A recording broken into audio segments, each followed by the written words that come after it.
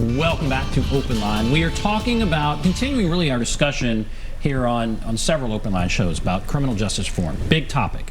We're bringing on lots of different voices and really good conversations, and tonight is no different. But we have a bunch of calls, so I'm just going to get right to the calls here. Let's go to Kayla. Hello, Kayla? Are you there, Kayla? I may put you on hold. Hello? Hello. Hey, Kayla. All right. What's on your mind? Hi. So, my uncle was locked up 23 years ago. His name is Donald Ray Clemens.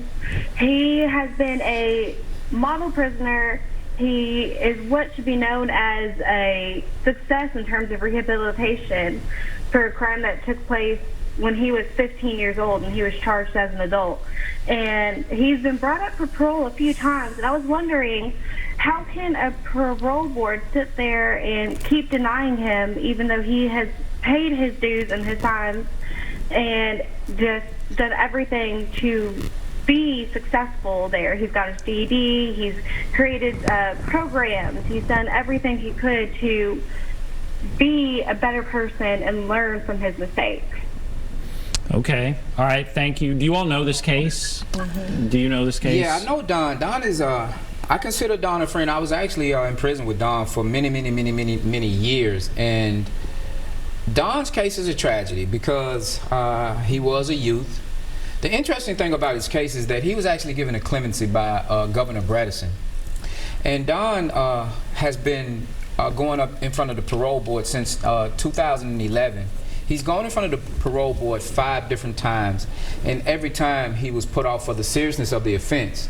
What's deeper about that particular case, he's not the primary person in that case. There were 2 or 3 other persons in that case. He was a juvenile tagging along.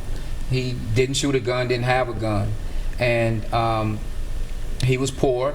He ended up pleading guilty to, I believe it was 10, 20, 30, like 60 years at 100%.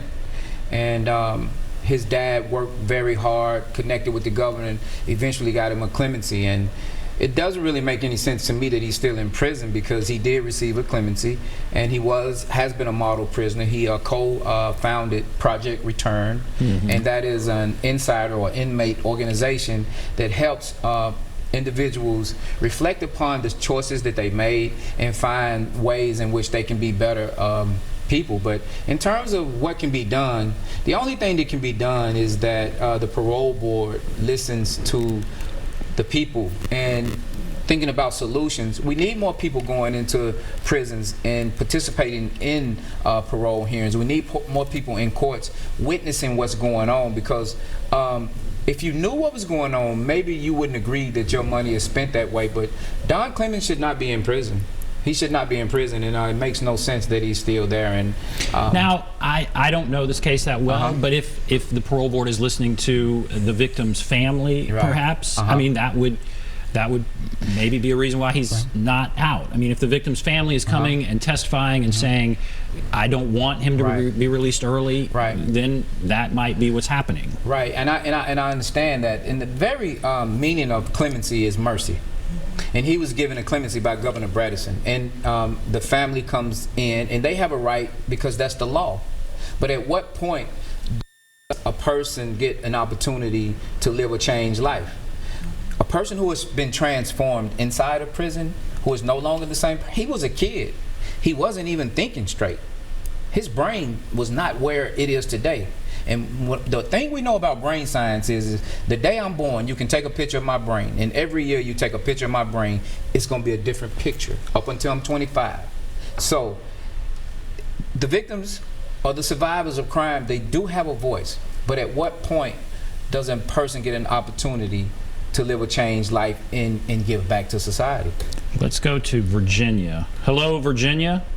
Yes. Go right ahead. Okay, I'm for the man that was just talking, for the lady that was just talking, for Donald Ray Clemens. I happen to be his aunt. If I can get through and talk, I hope I can. Well, you're on right now. If you can concisely say what you want to say. If I can hold up, I'll do it. But he's been before the board 5 to 9 times. I don't know. I don't think none of his family would be going against him to not want him out. He was 14 years old. He'd come to my house every day when he got out of school. And I lived on Pennsville. And I was married to his uncle, which is dead now. His daddy's brother, Curry Clemens. Excuse me. And I think he's a wonderful person. I think he was out with the wrong crowd at the wrong time. And I'm just saying, he has built himself up to what I would thought he would always be when he was on the outside. All right. He is a wonderful man now. He's not a kid. Right. A kid is 14. And I know how old he was. And when he would get out of school, he would come to my house and his uncle's house.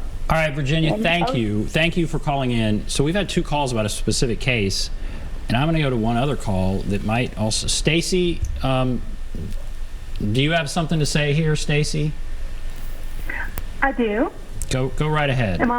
Yes, you're on right now. Air? Yes, you are. Okay, thank you so much for your time. My name is Stacy Pickard, and my brother was Steve Pickard.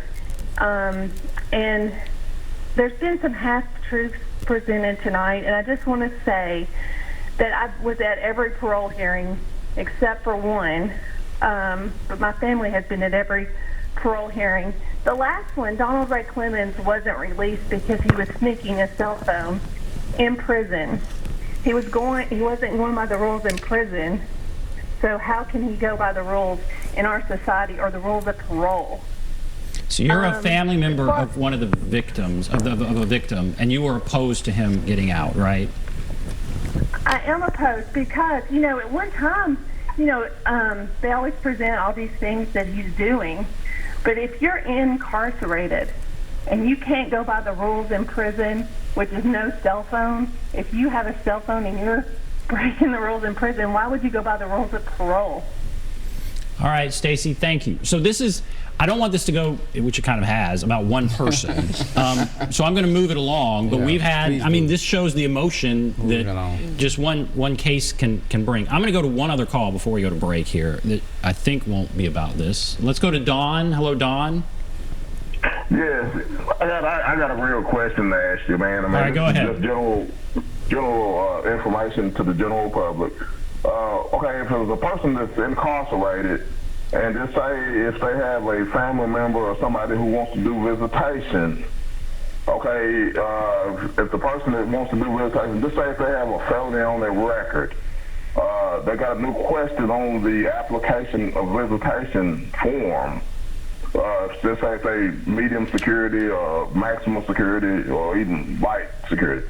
Okay, they have that question on there if you've been convicted of a felony. Does that exclude you from visiting a relative? All right, so if that's on there, would that exclude you? Does anybody know? No, that doesn't exclude you. Immediate family can visit, and even someone else. It's all at the discretion of the warden.